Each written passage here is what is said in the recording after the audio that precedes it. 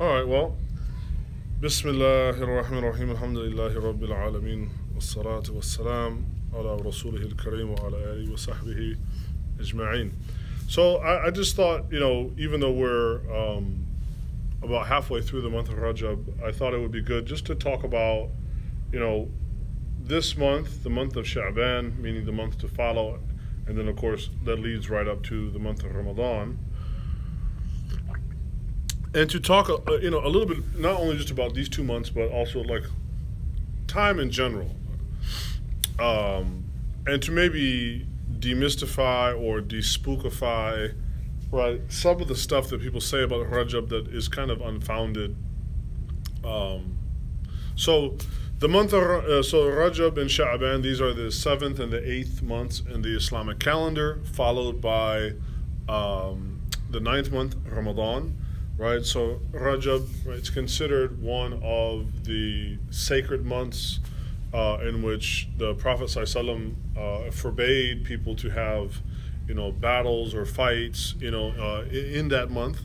And I've seen where some people have said that for these 2 months, even though the Prophet ﷺ spoke about them, some people have said, well, there's no specifically prescribed worship to do in these months. This is true depending on what you mean, right? So, as is related by Ibn Abbas, one of the great companions of the Prophet, radiallahu anhuma, he said what? يقول كان رسول الله صلى الله عليه وسلم يصوم حتى نقول لا نفطر ويفطر حتى نقول لا يصوم. So Ibn Abbas relates this hadith that's recorded in Sahih Muslim, in which he said that, they used to see the Prophet ﷺ observing the fast in the month of Rajab, so much so that they thought he wasn't going to break his fast. But then also they saw that they said, well, maybe he's not going to fast at all. So being that there were times that the Prophet ﷺ would fast, especially in the month of Rajab, does give some credence to the idea that it is a special month, right? So again, statements saying that there isn't anything particular prescribed. Now, if you meant like fasting certain days outside of Monday and Thursday, or what's sometimes referred as the Ayam al-Bid, right, the white days, right? It's true. There are no specifically prescribed days. However, fasting is something that the Prophet ﷺ used to do quite a bit in the month. So again, we have to kind of take with a grain of salt some of these statements. And I personally prefer that, yes, even though there were times that he would leave it off, he would also specifically fast in the month of Rajab, meaning that it has, some significance to it. Likewise, also related in Sahih Muslim, it's just as an Abu Bakr an Nabi sallallahu alaihi wasallam, right, that the Prophet said, "What inna zamana qad istadara ka hayatihi yawma khalaqa Allahu samawati wal ard." Right. So he said that time kind of comes back to its original starting point when Allah created the 7 heavens and the earth, and he said. As-sanatu ithna ashar, right? Therefore, a year is composed of 12 units, or 12 shahran, 12 months, right? So he's talking about that. Likewise, in the Gregorian calendar, you have 12 months. Also in the Muslim lunar calendar, which is similar also to the Jewish calendar in some ways, right? That there are 12 months. He says, minha arba hurum, right? And that from these 12 months, 4 are considered hurum, or sacred, thalathun mutawaliyat, right?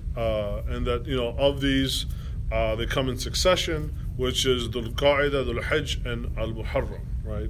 And then some months pass, and then you have the 4th sacred month that's referred to as Rajab. Now, here in the hadith, which I think is worthwhile mentioning, because sometimes we don't think about, where do these months come from? Who made them up? Right? They're not all 12 of them mentioned in the Quran, right? So where do we even get this idea of 12 months?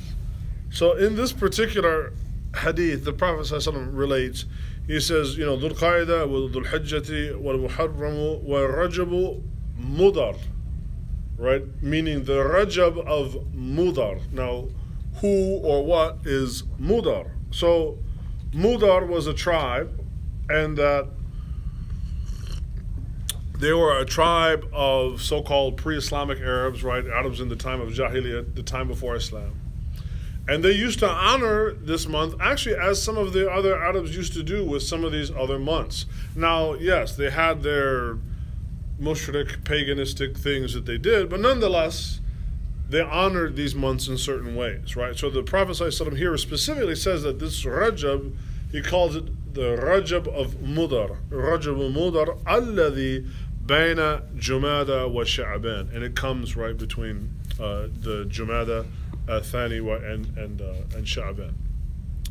So the one thing that I think is interesting to note, and I've been touching on this a little bit in the Saturday class, is Muslims and this phrase Quran and Sunnah, Quran and Sunnah, Quran and Sunnah, right? And I don't want anybody to trip and think like I'm trying to come up with some newfangled thing that does not include, right? Because the brother's already giving me the side eye. It's not about trying to come up, right, with something necessarily newfangled, but it just shows that even in the period of revelation, even in the period of Tanzil, that Allah allowed the Prophet or inspired or gave notion or gave license for him to kind of make use of things that were not dictated exclusively or explicitly by revelation. These months are in them, right? Now, somebody could argue and say, well, where did the Arabs get the notion of these months being holy? It must have been from some other prophet that came before. I mean, this is all speculation, right? Clearly, right, that Allah gave license for these to be considered holy, to be considered sacred. It mentions them at different spots in the Quran. But that the Prophet ﷺ draws attention to this is the Rajab of Mudar, this tribe of Arabs, right? Is very interesting in that Islam, even in the revelatory period, the period of revelation, was able to negotiate its social reality, right? This is something important to the Arabs, right? Allah obviously sanctioned this, but it's still, you know, just something to think about. In the example that I gave, talking about Quran and Sunnah, right? So we, as I had mentioned before, in the Battle of Tabuk, right, the Muslims were going to fight this battle with Quraysh. And the Prophet ﷺ initially had a whole other plan of what he wanted to do in this battle. And one of the companions, who's well known, Salman al-Farisi, asked him, like, is this wahi? Right? Is your plan wahi? Is God telling you this? Because even if it's wrong, even to my perspective, I'm looking at it and I think it's totally wrong. But if God is telling you to do it, then it doesn't really matter, because if God is telling you to do it, then the rules don't really apply. Right? I liken this back in the day to like the first PlayStation, right? You could go online and get the cheat codes, right? So you could like never run out of ammo and never die, right? If God tells you through why, well then you just put in the cheat codes. It doesn't really matter, right? You have to be kind of a nerdy gamer to understand this maybe. But just, you know, if this is Allah telling you, well then, okay, then that's it. We roll and that's how it's going to be. But when the Prophet ﷺ said, no, I just kind of thought this is what we should do, he was like, well, I don't think we're going to make it. So I think we should do this other thing, right?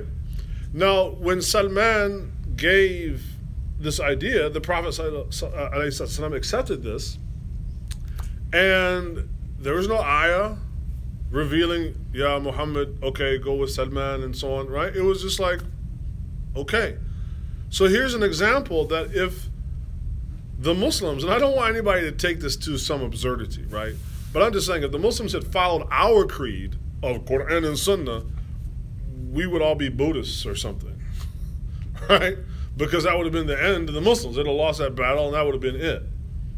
So there's always been a sort of mechanism within Islam to a degree, right? Obviously not going to extent. I'm not trying to say, well, because, in America they celebrate, Christmas and the Easter Bunny. No, right? Within a certain framework, within a certain limit, that Islam was able to accommodate or work with pre-existing social norms and, for lack of a better word, Islamicize them, right? Now, I'm not saying we can just take that and go and do it to everything, but it is nonetheless something interesting to reflect on. And that's why I found the wording of this particular hadith of where the Prophet ﷺ is talking about the month of Rajab, and he calls it Rajab Mudar, right? The Rajab of this tribe called Mudar. So this is some of the history of where some of these months came from. As to both Rajab and Sha'ban, there's the famous dua or prayer that the Prophet ﷺ made where he said, Allahumma, barak lana fi Rajab wa Sha'ban. Oh Allah, bless us, in the month of Rajab and Sha'ban wa balagna Ramadan, right? And allow us to come to Ramadan, right? To gain its blessings. And what I like about this dua is that it isn't waiting only for the month of Ramadan, right? It's, oh Allah, bless us now. Now you could make the argument, well, he's asking for it because Rajab is a sacred month, right? But I think also one of the broader lessons is that the Prophet ﷺ is like, don't wait until some preordained time to try to get your act together or to increase your worship or to try to get closer to Allah or whatever that it is, right? Do it now. I mean, you don't have to wait for that special date. And there are some of us that seem to not only wait till the month of Ramadan, we wait till the Laylatul Qadr, we wait till the night of power, right? And try to get it all in, and then that's it, right? And this is generally one of the things that Islam came to dispel, right? When we talk about shirk, when we talk about associating partners with Allah, or sometimes what I like to just call the hocus pocus kind of superstition, that the Arabs, and like many cultures around the globe and throughout history, have a lot of superstition when it comes to time, right? Special times of the year, right? And in fact, I mean, this is well known. It's not polemics, right? But a lot of the Christian holidays are actually what? Pagan holidays. For like agriculture or something like that. Yeah, I mean, just agriculture, equinox, whatever stuff, right? And that certain times, right? If you want to have a baby, you try to have a baby at this time, whatnot, So the cultures around the world have always had some kind of superstition, right, with the concept of time, and maybe even something you could say mystical, right, where Islam liked to maintain maybe for lack of a better word, some of the spiritual or mystical things, right? But it wanted to remove the superstitious, right? It wanted to keep the supernatural, but remove the superstition, right? One of those is that, right, you can make tawbah anytime. You can, you can ask Allah at any time. You can, any place, so to speak, right? So it helps to, it came to do away with some of the superstition, and yet, kind of just like after Bani Israel was saved from Fir'aun, right? As soon as Moses turned around, like, man, they're worshiping the calf. Like, did you just see this cat get drowned, right? Why you were... So even with Muslims, we have this tendency to go back to these superstitious aspects of time versus the more quiet and practical and functional spirituality, which is done day in and day out, not waiting for the moon or the stars or anything to be in a specific place, right?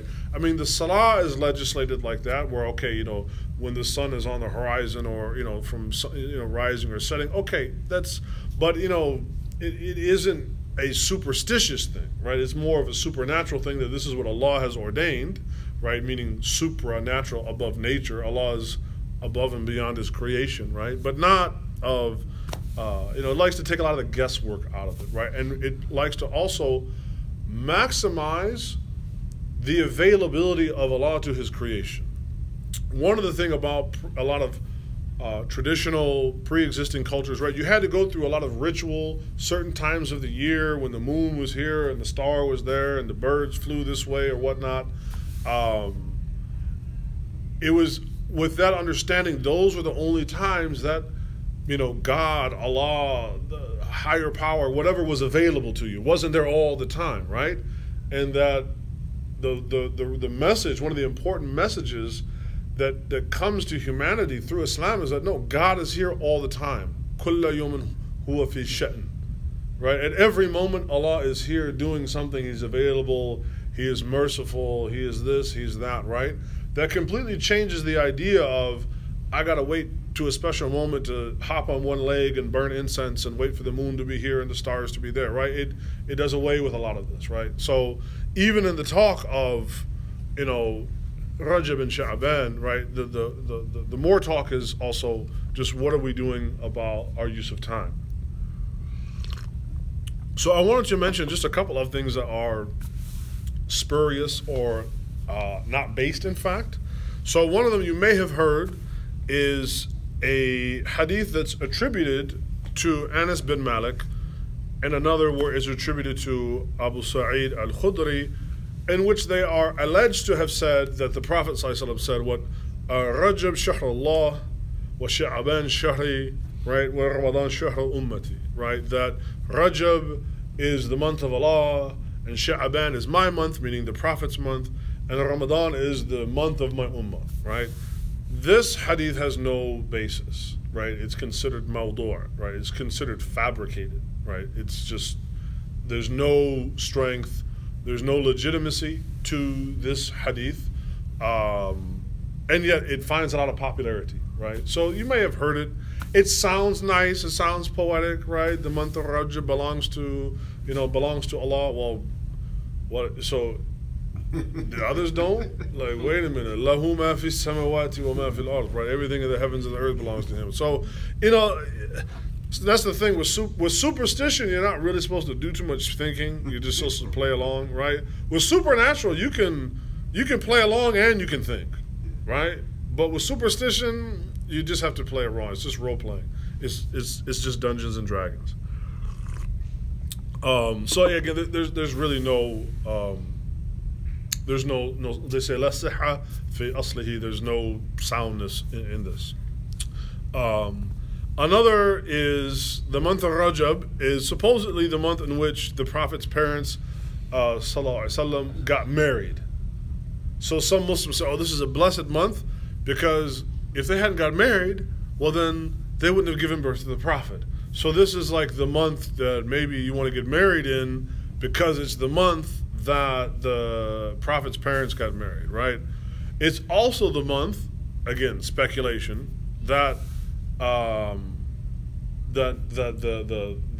mother of the Prophet, sallallahu alaihi wasallam, right, Amina, that she got pregnant with him.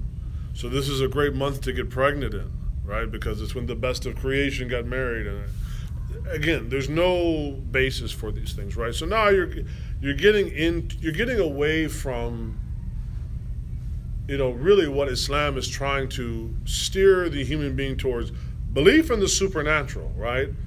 There are things you not only can't see, but like you're just not allowed to see, right? Sometimes we describe like the angels or the jinn or even Allah, right?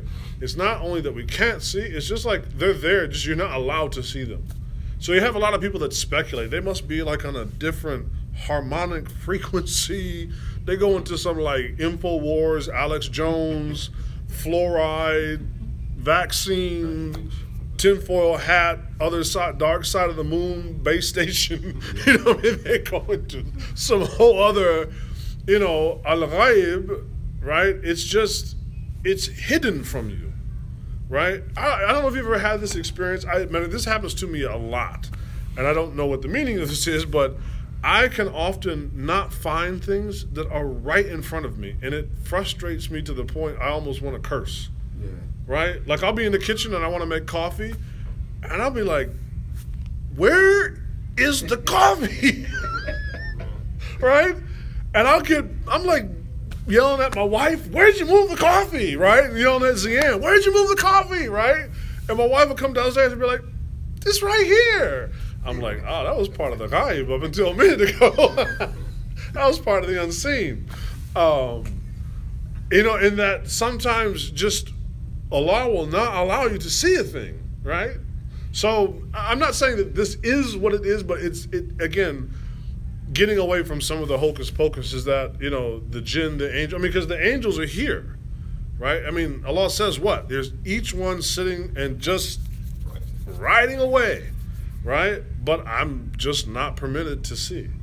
So belief in supernatural, meaning above nature or outside of nature, right? This is something that Islam and the message of the Quran and the Prophet ﷺ came to affirm, right? Absolutely is true. But the superstitious part, because part of superstition is rooted in doubt. It's rooted in shak. You never really know, right? Like your lucky numbers, or you got to gamble, or it's like you're never really sure, right? The whole point of iman, وَالَّذِينَ هُمْ بِالْآخِرَةِ هُمْ يُوقِنُونَ, right? One of the qualities of the believer is that they have yaqeen, they have certainty about the hereafter, right? And if in order to have certainty of the hereafter, you also have to be certain what you're doing in this life for the hereafter. This is actually very, very important. So I may do all kinds of bad things, like curse when I can't find the coffee or my car keys or whatever it is. But if I make tawbah and pray 2 raka'ah or whatever, or give some money to charity, right? The idea is that I know that these are things that are either prescribed by the book or by the Messenger, alayhi salatu salam, and I can do them with full confidence that they work, right? I don't have to guess, like, all right, come on, Allah, forgive me. Gonna make a movement tonight. It doesn't work this way. That's the complete opposite of what religion is supposed to be. So, the Quran comes to remove doubt. And that's the thing about superstition, is you just never really know where you stand. So when you start to get into that, right? Now there's a difference between not knowing where you stand due to ignorance or just not knowing where you stand as a foundational principle, right? The latter is what Islam came, to do away with. So like all the stuff about, Rajab, when the parents got married or when his mother, ﷺ, got pregnant, right? And then I saw somebody related this, and it's worthwhile to mention. This person who was, giving a talk like this, right? And they said, when one of the pious scholars became ill, he said, I asked Allah to delay my death until the month of Rajab, because I have heard that those that die, I have heard that those that die in that month are saved from the fire, right? And then this person says, Allah answered his supplication and he died in Rajab, right? And then it says, unknown source, right? That's like delete. That's like spam. That's like religious spam, right? That's like Shaitan just spammed your inbox. It's like the Nigerian scam.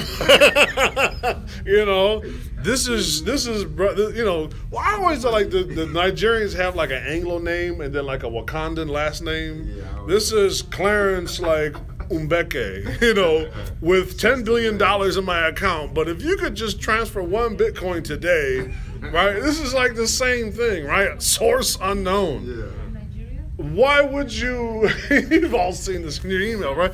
Why would you put credence in this? Source unknown. Especially when you have all of this other stuff that is, right? So, again, the function of revealed religion through a book as expressed by a prophet, is to do what? Remove the guesswork, right? Remove the guesswork, right? So this does, matter of fact, just at the end of it, right, is Allah answered his supplication and he died in Rajab. Even if I assume, this to be true. There's a whole number of issues with it. Like, one, find me something that says that people that die in Rajab won't go to the fire, right? Because we're gonna get that cryogenic joint going right now, and when I stroke out, you just put me in a cryogenic chamber until the month of Rajab, and then pull the plug, right? There's a whole bunch of things, right? So I only mention this is that as we talk about the legitimate things with Rajab, Sha'ban, and more just overall use of time, is to be a little bit suspicious of a lot of this mumbo jumbo stuff that does exist out there. So it's reported that the Prophet ﷺ used to fast the month of Sha'ban also. These fasts were not wajib, meaning that he did these of his own volition. Now, the first thing that most people will say, okay, well, because the Prophet ﷺ fasted his nawafil or his extra fast, in Rajab or in Sha'ban or any other month, right? They just stop at the surface level of he did it, right? Now, outside of Ramadan, like, we don't have to ask, why did he fast in Ramadan? We know, kutiba alaykum as-siyam, right? You have to fast, right? But outside of Ramadan, why would a man whose past and future sins are forgiven and he knew it fast? Right? Now, you might be like, well, he had to control his sexual desires. I'm like, but the Prophet had like 9 wives, so I don't think this is a problem. Matter of fact, he might be trying to fast from some other stuff, right? I don't think that's an issue, right? Clearly, the Prophet ﷺ is doing it to what? Take benefit. So in our following of him and learning to love him and emulate him is, can I do this to take benefit, right? Now, initially, it's just like some of you came from the gym, right? You might go with your trainer one time and you're like, I'm here to gain benefit, but this looks like a slow death, right? And the first time you go, it may not feel great. And yet the companions are saying, yeah, he didn't do it all the time, but sometimes when he did it to the point it didn't seem like he was ever going to stop. Why would he do that? Benefit.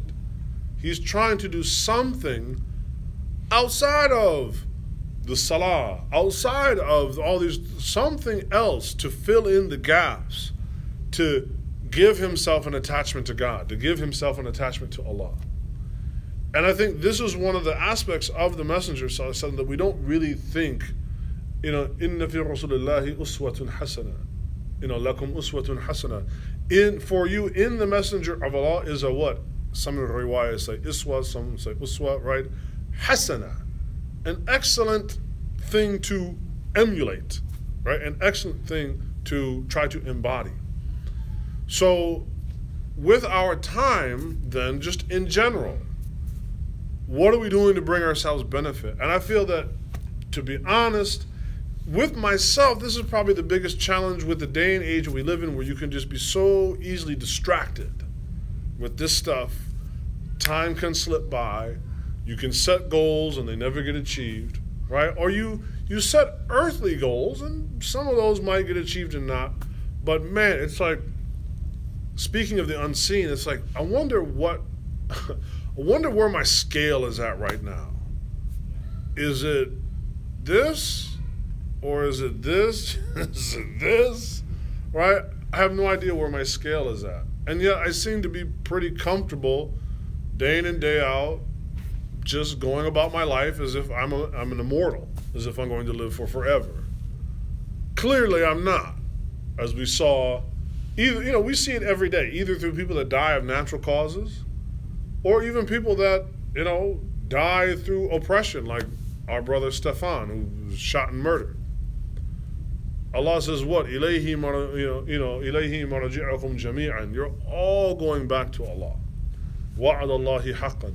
This promise is true. So out of this, we should really begin to rejuvenate and try to maintain, because it's hard. It's just like going to the gym. Do it good for a minute, then you fall off. Like you said, you make a little progress, you get real happy with that progress, and you look back down like, man, what happened to my progress, right?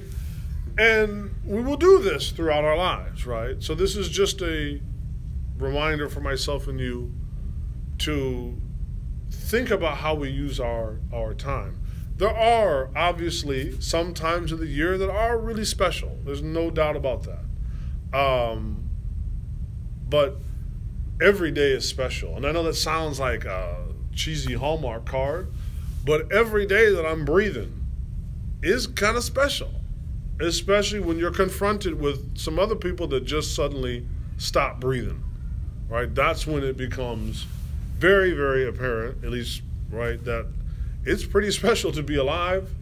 I am going to go, but man, I just have no idea. So I can just keep, having certainty if I just keep trying to put as much stuff on this side, right? Worship Allah as He asks for forgiveness as He tells me to do, then I can have certainty that I can live a good life and that I'll have something excellent waiting for me, right? This I think this is part of the struggle, right? So maybe the last thing I will leave is another report. So one also there's where Usama ibn Zayd relates a hadith in which he asked the Prophet ﷺ, he said, "Hey, look, I see you fasting a lot in the month of Sha'ban. What's going on with this? What's your reason, right?" And he said, the Prophet ﷺ said, "Sha'ban is a month between Rajab and Ramadan." He said, which is neglected by most people. All right. So when the Prophet ﷺ says that, hey, this month is a month that's neglected by people, then that does tell you, right, that there may be something about that, right? Even though there isn't anything in particular. And the way that he explains it and goes, he said this is the month, and we hear about like on Thursdays, right, deeds go up and whatnot, but he also says the month of Sha'ban, he says it's a month in which the account of the deeds of a human being are collected and they're presented before Rabbul Alameen. That's the wording he uses, before the Lord of the world, the Lord of the universe. He says, and even as a messenger of Allah, I would like for my deeds to be presented to Him in a state of fasting. Because fasting is like putting one in a state that's unlike anything else. It's very unique and very different, right? So even though there might not be any particular day in Sha'ban that the Prophet ﷺ fasted, right? The fact that he's telling us there's a whole month there that's available for you, and it's often neglected by people. And if you're saying that this is the month where deeds of human beings go before the Lord of the worlds, and you're a human being, that means, right, your stuff is in there, just like the wasn't there a breach recently by one of the Equifax?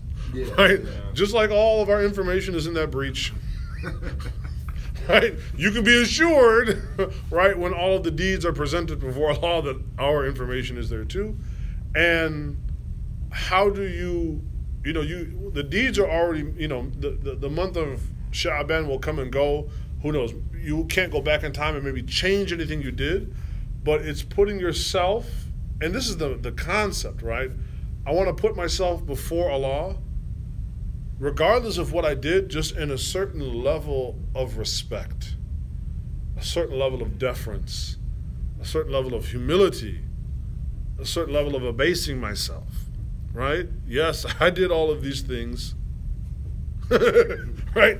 Yes, I did all of that, but I'm going to come to you still humble and begging and literally in a state where my body is begging, right? My soul is begging, and along with that, my body is in a state of begging. It's longing for food and water and all these other things, right? So that's something that is worthwhile for us to also reflect on. The last is, yes, it's true, the night of Mi'raj, right, the journey that the Prophet ﷺ took, right, and ascended through the heavens did take place, according to most scholars, towards the very end of Rajab.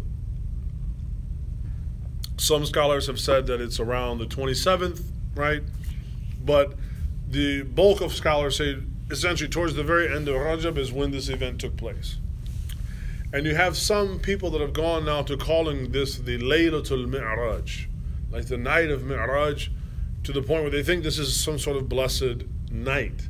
Now, yes, it's an incredible journey, and it's something that we should, read Quran about and some of the other ahadith about, right? It mainly to confirm what? All of this wondrous supernatural stuff is what? Real. So you can have what? Certainty. Get rid of the guesswork, right? But making this into a celebration, right? So maybe the last thing is, why is it that Islam, compared to most other world religions, doesn't have a whole bunch of, matter of fact, we only have holy days, not holidays, right? We have holy days, and that we don't have celebrations, right? What's the problem with a celebration? What is a celebration? Anybody have an idea what a celebration is? I looked this up once. It's very interesting. The word, celebrate, I'm going to look up on etymology.com, right? To perform publicly with appropriate rites. So one, it's about what's done in public and not in private, right? And I remember now, right? This is why we like to call celebrities, right? Celebrities. Because it's all about what? What takes place in public and not in private. But while there are certainly aspects of our life as Muslims that take place in public, we're in public right now. We come together and we pray in Jama'ah. There's more barakah. There's more blessings for certain kinds of prayer done in a group, right? And then there's that other kind of prayer which is just between you and Allah that nobody knows about. Now, nobody may know about it because either you're doing it and you don't tell anybody, or nobody knows about it because you didn't do it. Right? Some of us are so pious, even Allah doesn't know what we do, right? So, this is the issue of, right, going into some of the deeper meaning of celebrate. And you can see, right? I mean, look at Christmas. And I feel bad because all my family are Christians, right? So this isn't, I'm not mocking Christianity, right? But I am critiquing it. And look at Christianity. It has become a spectacle in the West. This is why, just for me, speaking now personally, I can have respect for some evangelical Christians that get incensed, and the broader American public thinks, oh, these are a bunch of redneck backwoods people. Yeah, they have some stuff with their racism and some other things, right? But I can appreciate how they really decry the commodification of Christmas, and that it's become nothing other than a public spectacle to celebrate, right? It doesn't seem to be much to do, even like obviously doing away with the whole Christ being Son of God thing. But if he really is your Savior, then how is this public spectacle and celebration of him saving you from anything, right? I mean, this is the problem of celebrating versus, the word Eid comes from the verb ada, right? What is the word ada, right? Right? To come back again, right? You return to it again. And then we have a word in Arabic we call what? Adat. Customs, right? That have been developed over time. Because what? You do it and it becomes a thing, right? So Eid is something that we return to again and return every year. It's like, it's like you come back around to it, right? And, we have fun, we eat, we do all these one things. We have this. It's not that you cannot be happy and joyous as a Muslim. Matter of fact, the Prophet ﷺ once described Yom al-Jum'ah as an Eid, is a small Eid, is like a mini little thing, because weekly you come back to it. And it's something that Muslims, I try to encourage. Like on Fridays, live it up a little bit. Do stuff with your kids, your family, have fun, eat, do whatever, enjoy yourself, enjoy your life. But that's the problem when you begin to celebrate a thing and it becomes about the public and no longer about the private, or public and private, but especially having that private component to itself. Then you can go from believing that this man is the Son of God, which of course we blatantly disagree with, but just say, okay, I believe he's the Son of God and the Savior, to sudden now he comes like a overweight male pattern baldness, chubby European cat that can come down everybody's chimney, right? Now you've gotten into superstition.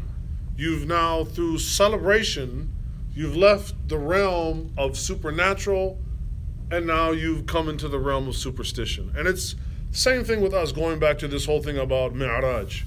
Mi'raj is amazing. It is a testimony to the supernatural reality that exists, right? And it's a wonderful story that tells us even how do we come to pray 5 times a day and all this, how the Prophet ﷺ chose for his ummah between milk and wine and all these things, right? It's a wonderful, wonderful story. And I don't say story to imply that it's not real, but just sometimes Allah uses the word, qasas, right? That's about our mythology, right? This is very, very important that we need to learn, right? But to go and to celebrate Mi'raj, it doesn't mean we can't, talk about it, or, have once a year we teach our kids about it. I'm not saying we can't do that, but to where we celebrate it, to where now it becomes, it sort of like morphs or comes into something, just, we have to really be cautious of this kind of thing, right? And instead look to what was left to us to be happy, right? Instead of having to go off and do all this other hocus pocus stuff, right? Just learn to get more out of what is already left to you, right? And of course, that is going to require more creativity, more community cooperation and input, right? Imagine if for Christmas, right? For Christians, for the average Christian who probably doesn't really go to church that often, but they get their Christmas. Imagine if you shut down Walmart, Target, and Amazon, right? How would they even celebrate? What would their Christmas look like? Right? This would be a question to most Christians. Like, what would your Christmas look like if there were no Walmart, Target, and Amazon? Right? Watch TV. You'd be like, right? Well, that kind of looks like the Muslim too, right? I mean, that's we need to seriously. There's so much more to squeeze and get out of this thing, right? But we want to take our cues from other people and be just like them, right? And we want to have the same kind of celebration, commodified, Ramadan and all this other stuff. It's like, no, that's not what it's there for, because it's always there about what? Trying to transform you in some way. The only thing that transforms you in this other commodity side, it just transforms your bank account, right? So that's just some thoughts I had tonight to share. May Allah truthfully barak lana fi Rajab wa Ramadan wa balagna Ramadan. May Allah bless us in the month of Rajab and Sha'ban wa balagna Ramadan. May Allah bless all of us to come to the month of Ramadan and to gain its thamarat, its fruits, its barakat, its blessings, and its rahmah, its mercy, and its maghfirah, its forgiveness. May Allah have mercy upon those Muslims now, in this time, those who are struggling, those who are sick, and may Allah have mercy upon those who have passed away. Wa jazakum Allahu khairan. Assalamu alaikum.